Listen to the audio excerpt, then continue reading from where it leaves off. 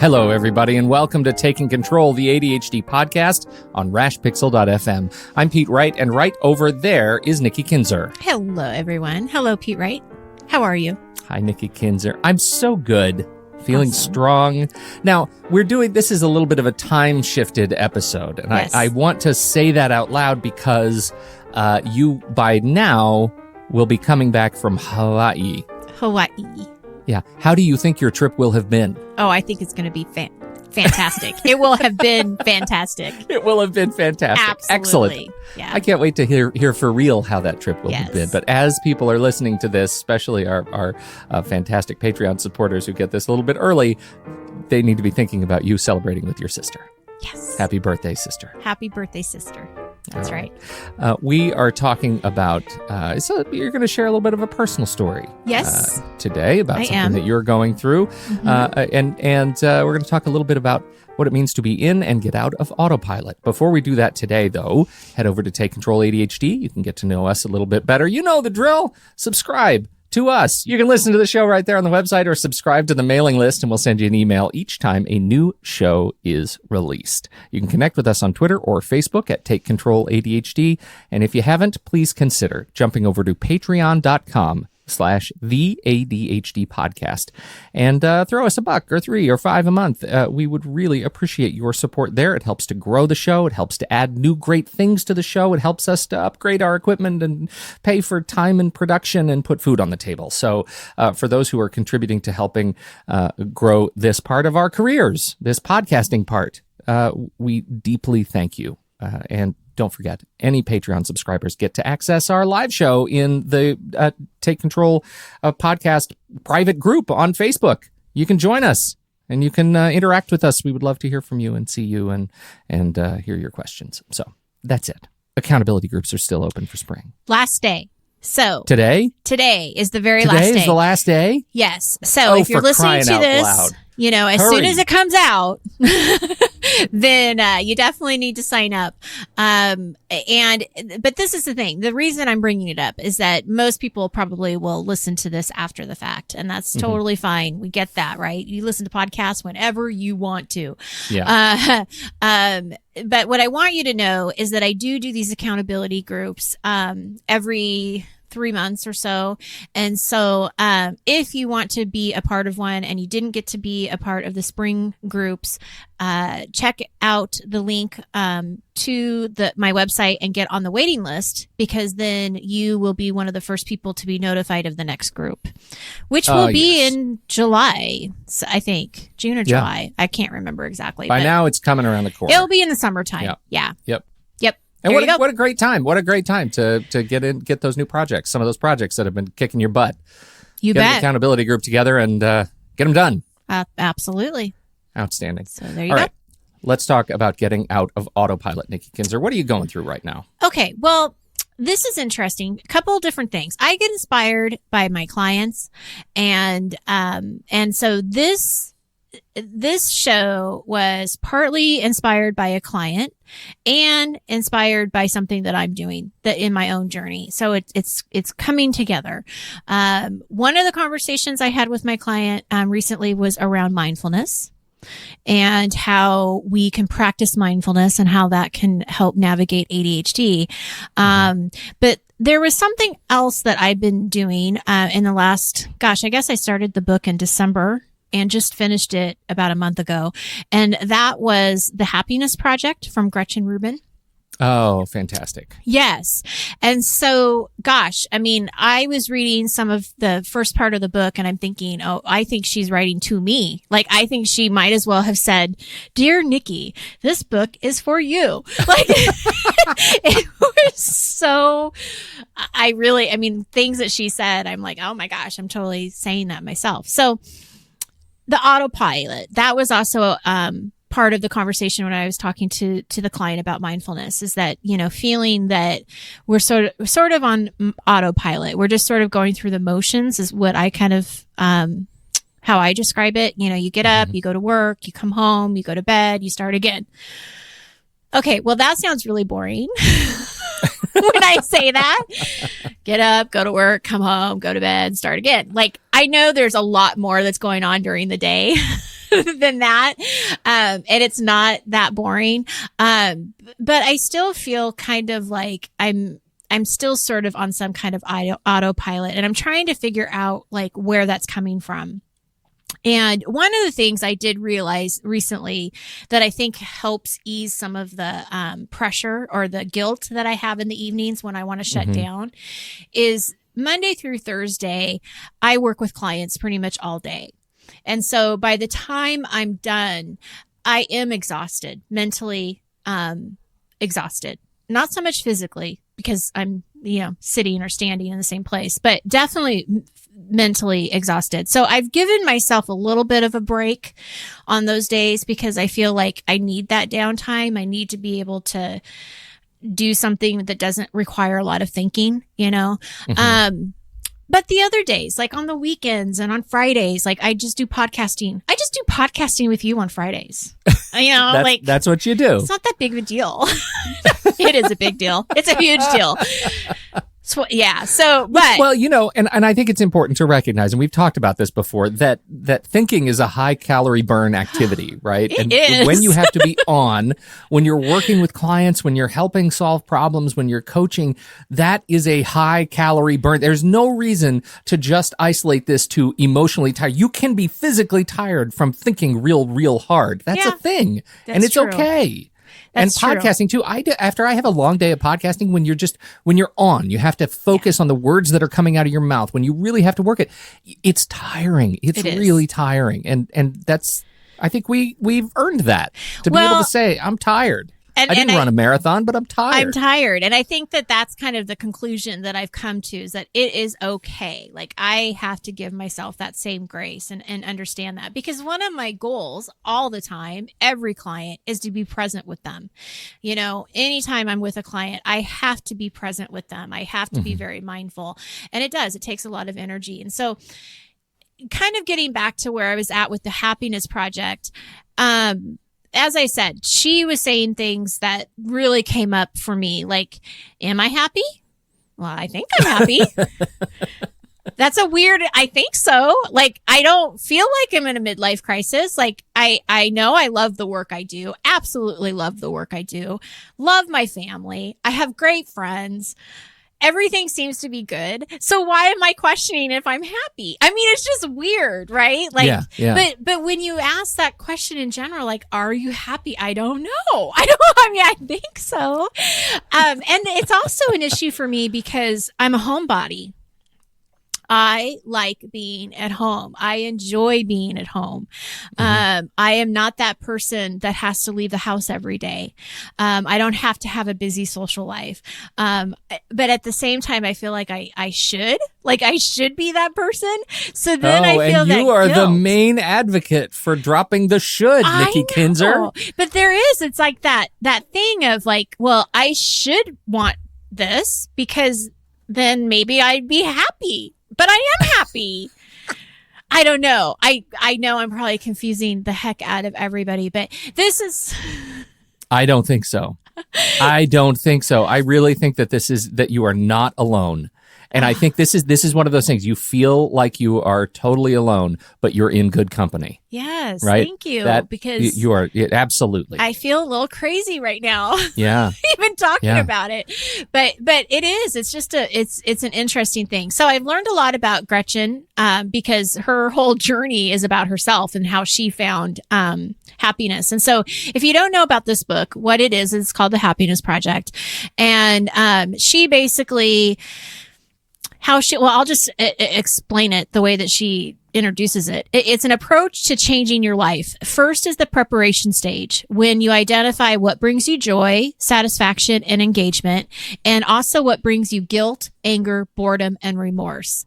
The second piece of it is making resolutions. So this is when you identify the concrete actions that are going to boost your happiness.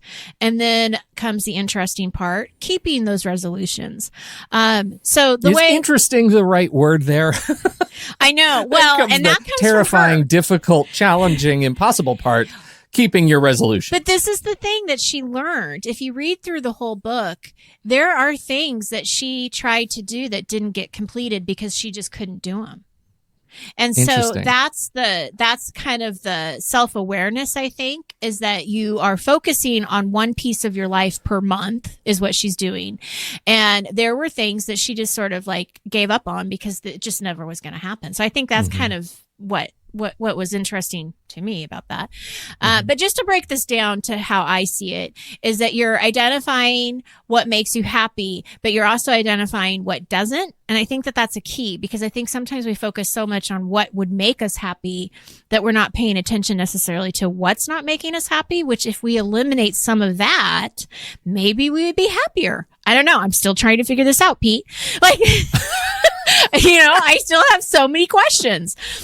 I need to get her on the show so I can ask her. Yes.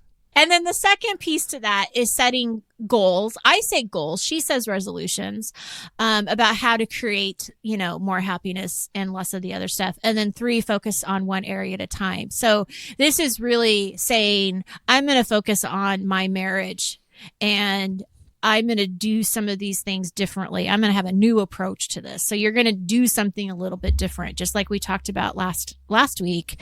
Today I have a new opportunity to do something different. So, again, what she does is she takes 1 year to complete this project. Each month she has a specific area that she's working on. So January was boosting energy. So she talked about, nutrition and exercise and things that would boost her energy. February was about, her marriage. And there was like a chapter on parenting. And I mean, there's just you can check out the book to see all the different things that she worked on. Everybody's going to have different topics, obviously. Have a lot of highlights from this book, a lot of ideas on, oh, wow, if I did that, maybe that would, change something. As I said, I'm still processing a lot of what I'm learning and trying to figure out what to do with this information. And I know our listeners can relate to that. You read a book about ADHD, there's these great, fantastic strategies, but what now? Like, what do you do with them? Right. How do you really implement them? And I'm still kind of trying to figure that out. But I did figure out where I wanted to start. And that's where mindfulness comes in. And that's where I was inspired by my other client. Because we've talked about mindfulness here and there. We've talked about our own meditation practices. I'm not real great with the consistency of meditation. And what I was finding when I was reading this book is that I sort of slipped on my mindfulness too. And that makes me wonder if that's why I'm questioning, am I happy? Am I not happy? Yeah. Because maybe I'm not paying enough attention to, the daily stuff. So that's where I'm starting. And just to kind of tell people a little bit more about what mindfulness is, it really is about paying attention to what you're paying attention to. It's about taking in what's around you. And what's so great to me about mindfulness versus meditation, and I think meditation is great, don't get me wrong. I just think that mindfulness is easier to practice because you can turn it on and off. You can do the same thing with meditation too. I understand that. But for me personally, mindfulness is easier to do. And it's been really important to me because we mentioned, Pete and I were talking about I'm celebrating my sister's 50th birthday, and that's why I'm going to Hawaii. That's why I went to Hawaii. Yes, that's why I will have gone to Hawaii. I will have gone to Hawaii. And he asked me how I felt about her turning 50. And I said, what's a stronger reaction for me is not her turning 50, but it's the point that my son only has 3 years left with us until he goes to college. To me, that hits harder, and which gives me much more reason to follow or to practice mindfulness. So when I have moments with him, when I'm watching him do sports, even if we're just, at the dinner table, being more mindful of the conversations and having that bond, that connection is really important. And that's what that is. It's just really paying attention, and be more intentional. I think, this comes back to a question my son asked me a long time ago. I don't even know how we got to it. I think we were talking about what word, how sometimes people do resolutions and they do words. They'll say like the word of the year. I don't know what you mean. Yeah. Sort of themes, right? Yeah. And Yeah. my favorite word is intention. It always has been. And he asked me, why is intention your favorite word? And I said, well, for me, how I explained it to him is that it means that I have thought through what I'm doing and why I'm doing it. So whatever it is, it has some kind of meaning and some kind of purpose. And I'll often ask myself, especially like with work projects or even like, if there's a project around home that I want to do or a personal project, what is the intention behind me making this decision? And what happens is it really does make me kind of take that time to reflect and pause for a moment and really think about, okay, is this staying within my values? Is this something that's really important to me? Am I staying within my boundaries? Am I focusing on what's important to me? And it gives you that space to really kind of think about. Mindfulness is certainly a strategy that we can help with ADHD. And this is what I was talking to my client about, because it strengthens your attention skills. It allows you to pay closer attention to what's happening to you right now. You're more aware of your surroundings, how you're feeling. Again, that power of pause allows you to think before you react, so that it really can help with impulsivity. Plus, it decreases the stress and anxiety, right? Because what you're doing is you're letting go of past thoughts and you're letting go of future thoughts. You really are just focusing on what's right now. And the other benefit to me is that it really does make me feel more connected. It makes me feel more connected to the experience that I'm experiencing at the time. So there is this great resource. It's called The Mindfulness Prescription for Adult ADHD. It's a book, and she opens up the book with an exercise. And I thought it would be kind of fun, Pete, if we did this with our listeners right now, and if you led them through it. Oh, well, I can certainly do that. Yes. In fact, let's cue a little meditation.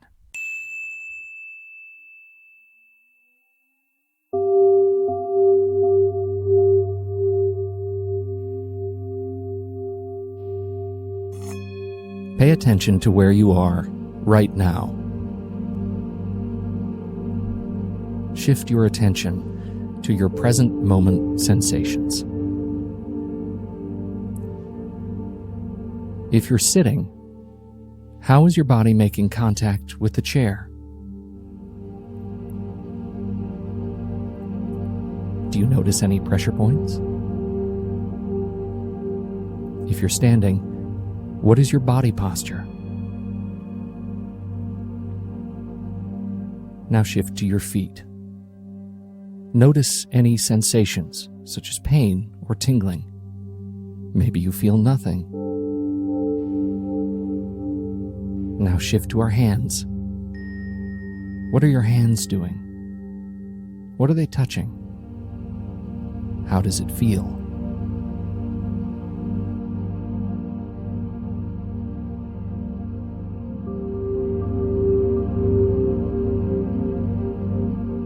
Are you in it? Do you feel good?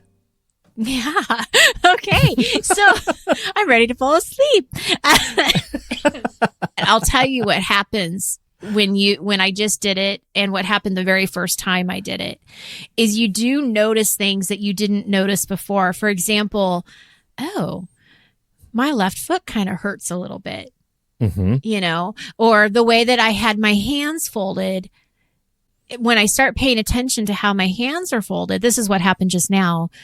I'm like, this really isn't the most comfortable position for me, because now I'm feeling the pressure of one hand over the other.